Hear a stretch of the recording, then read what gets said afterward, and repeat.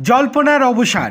অবশেষে বিজেপি থেকে বড় ঘোষণা করে দেয়া হলো। আগামী 26শে নভেম্বর শপথ নেবেন মহারাষ্ট্রের মুখ্যমন্ত্রী একনাথ শিন্ডে। যে জল্পনা চলছিল যে মহারাষ্ট্রের মুখ্যমন্ত্রী কোন দলের হবে, শেষ পর্যন্ত সেই জল্পনায় জল ঢেলে দিল বিজেপি।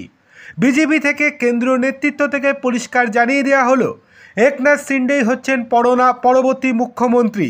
কিছুক্ষণ আগেই একনাথ শিন্ডে বিশাল ব্যবধানে জয়লাভ করেছেন। আগামী 26শে নভেম্বর মহারাষ্ট্রের মুখ্যমন্ত্রী হিসেবে শপথ নেবেন তিনি।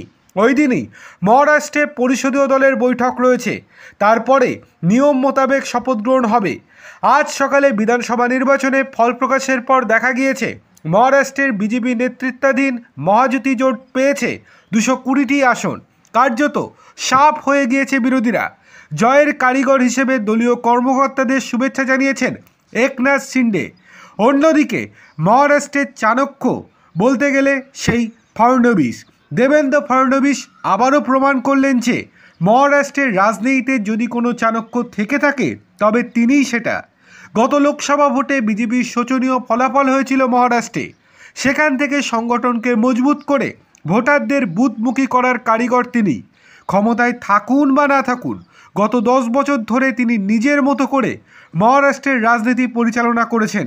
গত 3 বছর ধরে অনেকে তাকে কিংমেকার মনে করলেও এটা আবারও প্রমাণ করলেন তিনিই হচ্ছেন কিং।